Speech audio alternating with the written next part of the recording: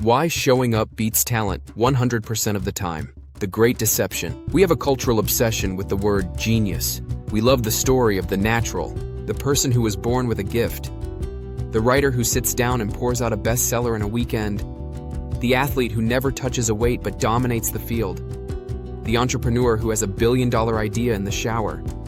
We love these stories because they give us an excuse. If success is about magic or genetics or some divine spark, then it's not your fault that you aren't winning. It's just that you weren't chosen. But here is the brutal reality that the media doesn't want to show you. Talent is the most overrated currency on earth. The graveyards are full of talented people who never started. The bars are full of brilliant writers who never published. The corporate cubicles are packed with geniuses who are too afraid to look stupid. There is a force more powerful than IQ, more powerful than genetics, more powerful than connections. It is the simple, boring, excruciating act of showing up. Today, I'm going to prove to you mathematically and psychologically why the person who shows up will always slaughter the person who relies on talent. And I'm going to teach you how to become the person who never misses. The Parable of the Pottery Class. There is a famous story from the book Art and Fear that perfectly illustrates the talent trap. A ceramics teacher divided his class into two groups. To the folks on the left side of the studio, he said, "You will be graded solely on the quantity of work you produce. If you bring me 50 pounds of pots, you get an A." To the folks on the right side, he said, "You will be graded solely on the quality. You only need to produce one pot, but it has to be perfect." The semester went by. The quantity group was busy every day. They made ugly pots. They made crooked pots. They made pots that collapsed. But they kept making them. The quality group sat around theorizing about perfection. They debated the clay. They studied the aesthetics. They waited for inspiration. At the end of the term, a shocking thing happened. The highest quality pots were not produced by the quality group. They were produced by the quantity group. Why? Because while the quality group was busy theorizing about perfection, the quantity group was busy showing up. They were learning through the act of doing. They churned through the failure to get to the brilliance. Talent wants to be perfect on the first try. That is a trap. Showing up allows you to be terrible, so you can eventually become great. The compound effect of visibility. Let's talk about the math of showing up. Most people treat success like a lottery ticket. They want to show up once, do something amazing, and get rich. But the algorithm of the real world, whether it's YouTube, business, or dating, favors frequency. Consider the rule of 100. If you write 100 articles, or shoot 100 videos, or make 100 sales calls, you will be terrible at the first 10. You will be mediocre at the next 20. But by number 50, you will have rhythm. By number 100, you will have mastery. The talented person writes one article, sees nobody read it, gets their ego bruised, and quits. The person who shows up writes the 100th article. But here is the secret weapon of showing up. Reliability creates trust. In your career, your boss doesn't want a genius who is moody, unreliably, and disappears for weeks. They want the person who is there, every day, getting the job done. In a relationship, your partner doesn't want grand romantic gestures once a year followed by silence. They want you to show up on the Tuesday nights when things are boring. Talent is flashy. Showing up is trustworthy.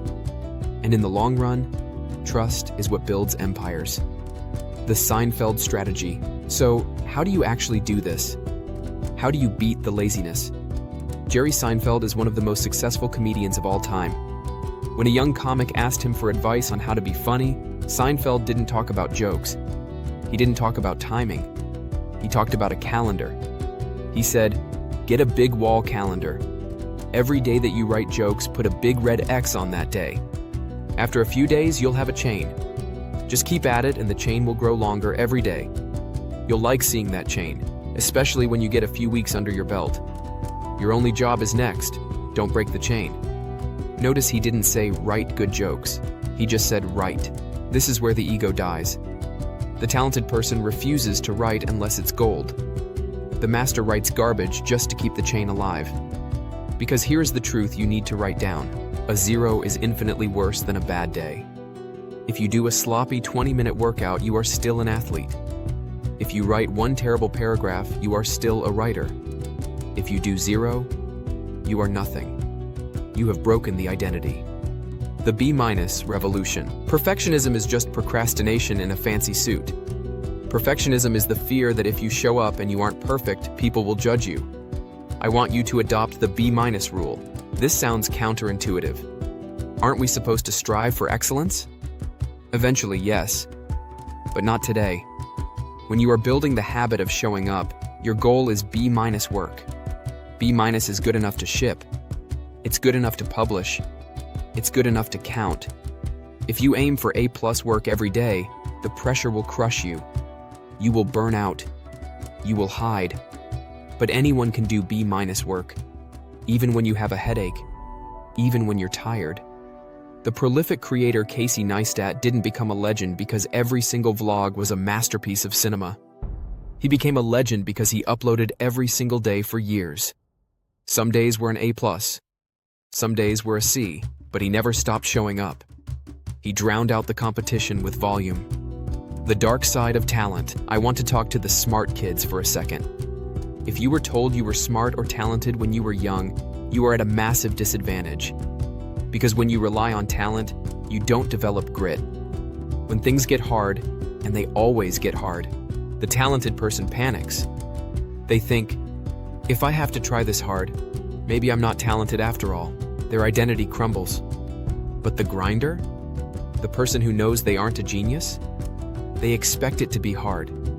They expect the struggle. So when the punch comes, they don't crumble. They lean into it. Hard work beats talent when talent doesn't work hard.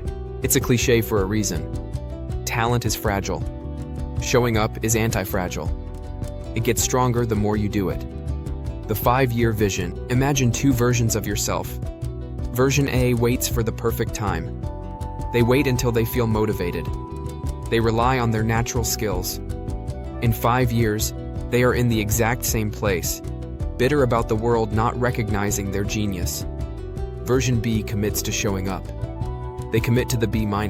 They commit to the chain. They show up when it's raining.